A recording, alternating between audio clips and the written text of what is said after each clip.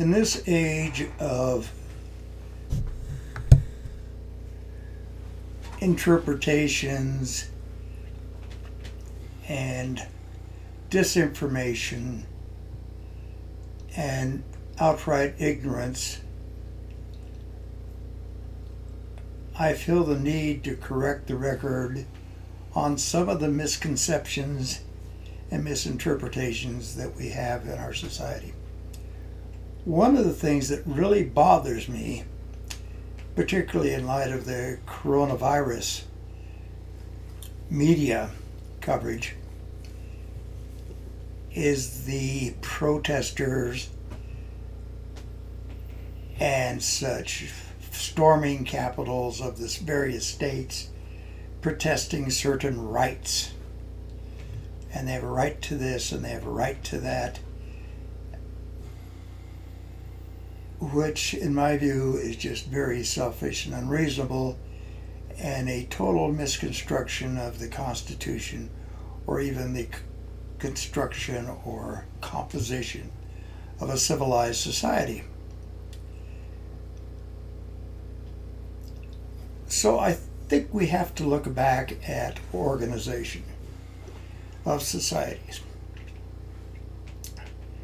First off, you have a whole group of people talking about sovereign citizenry. Well, sovereign citizenry is bullshit. It exists under what Hobbes called the state of nature, and the social contract theorists called the state of nature. That is, originally, it was every man for himself, total anarchy out there, and it was a matter of survival and kill before you were killed, or eat before you were eaten, as in the animal kingdoms. But even the animal kingdoms sort of organized and had various hierarchies, as did the civilization of the world. So people began to band together in various groups, and the groups looked out for each other, and they had common interests and common goals and common associations. It wasn't a state of anarchy. And as the social theorists Hobbes, Locke, and Rousseau stated, people came together out of the state of nature to form governments. And the governments had certain duties, certain obligations, and certain rights. And this was later called the social contract. One of the big implementations and most famous implementation of the social contract, aside from the Magna Carta, is the Constitution. Well, first off, the Declaration of Independence of the United States, and later the Constitution. So we see people protesting about their rights to this and their rights to that, and I have a right to this, and I have a right to go out in the streets, and all of this kind of stuff. That's probably true. But let's go back to the bubonic plague and things such as this, or even the age of witchcraft. A person had a right to practice witchcraft, and the society or the community had the right to dunk them or fry them at a stake or whatever. The rights were not unbounded, or they had limitations. And the limitations were essentially social norms or conventions. Same way with fornicating with the devil. I suppose people had the right to fornicate with whomever they choose. But it became frowned upon to fornicate with animals, for instance. And an animal goat with horns was even more objectionable. So all your rights are conditional upon the society. Now with the Industrial Revolution, obligation of the nobility or the landlords even became somewhat diminished in an idea of, or an era of feudal serfdom. The master had the right to collect rents, but the peasant shacks sort of belonged to the peasants and were passed down from generation to generation. And since it pertained to a percentage of a crop, the tenants couldn't be evicted. And there was a certain privilege or certain status that was granted serfs, and there was a certain obligation of the landlord to the serfs. Probably the best example of this was Tolstoy's Of Master and Man, showing the obligation of the master toward his persons that owe fealty to him. So we might have the idea of a sovereign citizen, and the citizen might be sovereign and make up his own rules and things like that, but only in a vacuum. If they relate to others, then they have to adhere to certain conventions. And even sovereign nations have to adhere to certain conventions. There's international law, and they have to adhere to international law. The closest one can come to sovereignty would be the captain of a ship beyond a certain limit, 3 mile, 6 mile, 12 mile limit. They're an absolute ruler when they get beyond that limit. The captain of the ship is sovereign. And all the men, able-bodied seamen under his command, are subject to his rule, his dictations, whims, etc.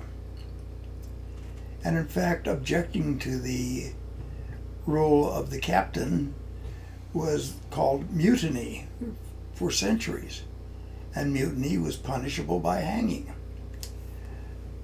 The same way with the so-called sovereign citizen. When the sovereign citizen decides to join a community and get the protection of the community, he gives up certain rights of sovereignty and becomes part of the other sovereign entity to which he joins. So let's carry this out through the generations, through the decades, through the centuries, to where we come today. We have a bunch of so-called conservatives, federalists, that believe in a strict construction of the Constitution. Well, their strict construction is put in bits and pieces and doesn't look at the totality. Even the courts have said in order to rule, you have to look at the totality of the circumstances. Generally, that's an excuse not to apply the Constitution because they don't want it to be construed in a vacuum, and it gives them a right to essentially trample on rights, but that's a whole different matter. But let's look at the Constitution. What's it start out saying? Well, I have it right over here. And it says, to begin with, the very first sentence, we the people of the United States. Now, we the people isn't a matter of individual citizens, it's the people. The people is a collective. So when the collective get together, it becomes a social entity. And this is the beginning of a social contract. So it says, we the people of the United States, and then it explains why the people are and what they were doing in order to form a more perfect union. A union is a joining of various people, various entities, and the United States is a joining of various states, various other sovereign entities, and to make it more perfect, they'd have a constitution. The Constitution is a contract between these entities. So to form a more perfect union, establish justice, that means that you can't establish something that's unjust, something that's arbitrary and capricious, something that's discriminatory. You are trying to strive for justice, and justice is not punishment, as the Napoleonic Code would suggest. But justice under common law has got a lot more complex history and a lot more complex meaning, coming from both ecclesiastic and tribal laws from the various tribes which constituted the United Kingdom back at the time of the Constitution. It was Anglos, Saxons, Jutes, and Danes, a few Norsemen, a few Celts, and they amalgamated. Then the Norman conquest came, and the law was fairly well established, but the Norman had their brand that they imposed on it, and it developed from there. And from that came the concept of justice. What's fair, what isn't fair. And then various movements, things such as that, redefine justice in terms of a power relationship. So if you look at something like the Magna Carta, what does that do? Under ancient doctrine, the king could do no wrong. Well, the Magna Carta sort of changed that. The king can do no wrong unless it is wrong. Then the king can do wrong. And if the king can do wrong, he doesn't deserve to be king anymore. So, they took a king and they held a sword to his throat and said, okay, sign here. Says what you can do and what you can't do, and what we're entitled to do and what we're not entitled to do, and how we can rectify things if things go wrong. That was called the Magna Carta, and it was a charter between the people of England and their sovereign, the king. Well, that held for many centuries, at least 6. And from that 6 centuries, the concept of justice as developed in the courts and common law became known. The next thing it was to do, the Constitution was to achieve, was to ensure domestic tranquility. Well, how do you do that without some sort of enforcement power? Does domestic tranquility mean that you can storm a state courthouse armed, etc.? No. Does it mean that you can withdraw from a union and promote insurrection? Well, we fought a war called the Civil War over that issue.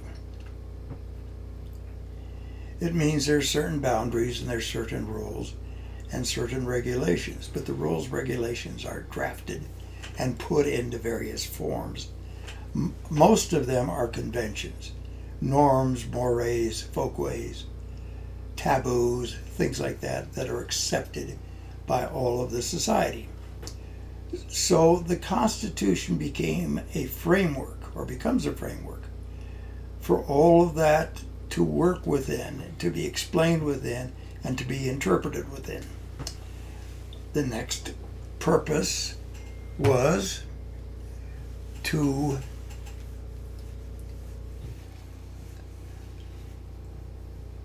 promote the general welfare.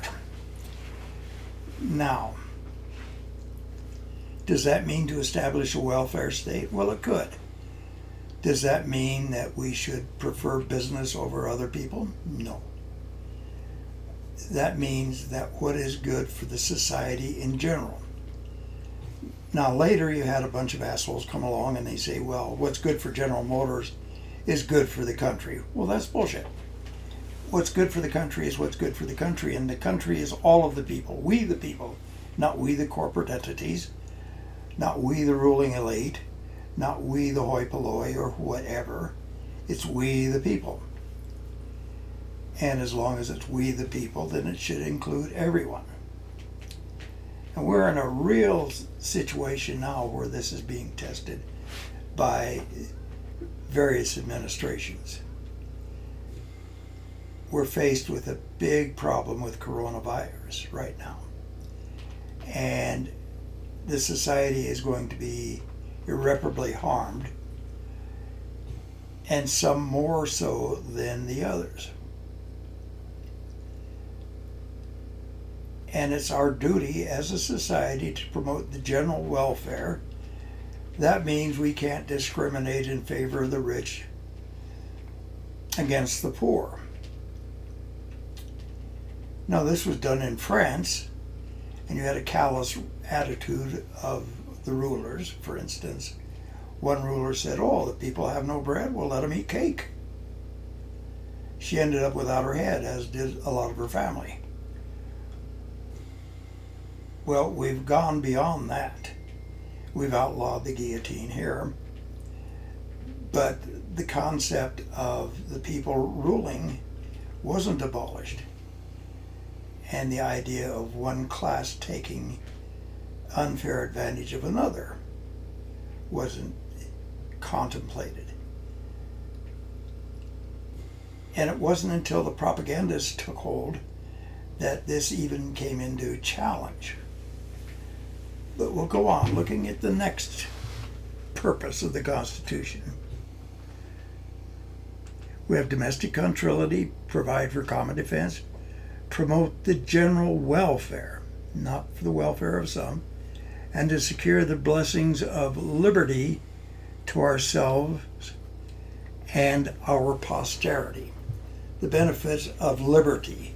What is liberty? Is liberty the right to hurt others? Is liberty the right to put yourself above others? Or is that selfishness? We're going to do a little bit of discussion about some of this later on, and how we came to be so selfish and antithetical to the idea of a society, antithetical to the idea of a people, and started to look at us as a collective of individuals, each in a Darwinian battle for supremacy, wherein people have unfair advantage over the other because of status, wealth, etc. Unfortunately, a lot of people don't see this as being wrong. That's because they are ignorant and don't have a sufficient grasp of the developmental history of our societies or our world. They could only see themselves in blind, narcissistic tunnel vision. That's bad enough when a lot of people have it, but when we have that in our rulers, it's a disastrous situation. So, dating clear back to even before the French Revolution, you had the idea of social contracts. And social contracts existed in civilized societies even before written contracts existed. If you can look at the idea of the tablets that Moses brought down from the mountain, they were rules saying what you could do and what you couldn't do. And those rules were a contract between the sovereignty,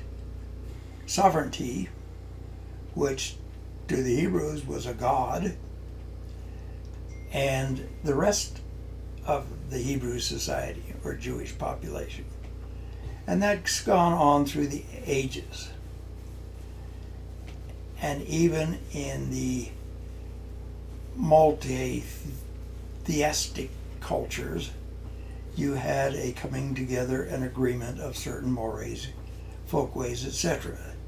The Greeks and Romans had certain gods that ruled over certain things, but they still acted as a collective.